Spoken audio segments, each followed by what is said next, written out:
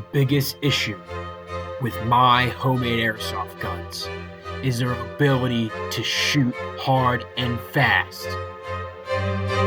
But I have done that!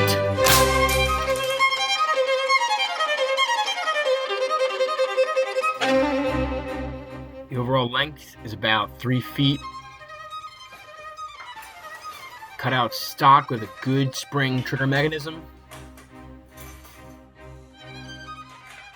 that is able to shoot fast, consistently, all the time.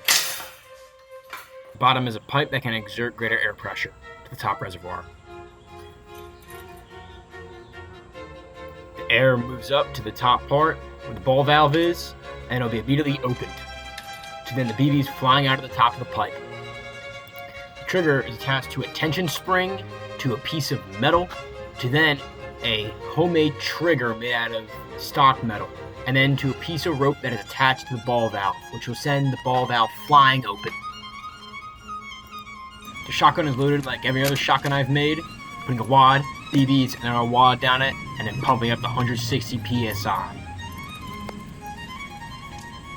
To cock the mechanism, bring back the piece of metal with the hole inside of the handmade trigger. All you do next, pull it up and back. 10 meters, 160 PSI, 20 BBs test. Somewhat effective, large spray. Now it's time for the math to figure out how this all works. We have our variables: pressure, distance, mass, diameter, and work. Rearranging the work equation to get velocity, we would get velocity equals square root 2 pi times diameter squared times distance over mass. So now our final velocity should be 591.069 meters per second. Okay, that's not right at all because I'm not shooting a little bullet out of this thing. But, something I didn't account for is friction. So we'll just do, something that I like to do best and just estimate the living crap out of it. So accounting for the loose barrel, multiple balls are rubbing against each other, 36-inch barrel that's also smooth bore, and I'm also not that smart. Yeah, and air resistance too, why not? There will probably be an 80% friction loss, which will total out to 264 meters per second. Move it. Oh, Jesus Christ.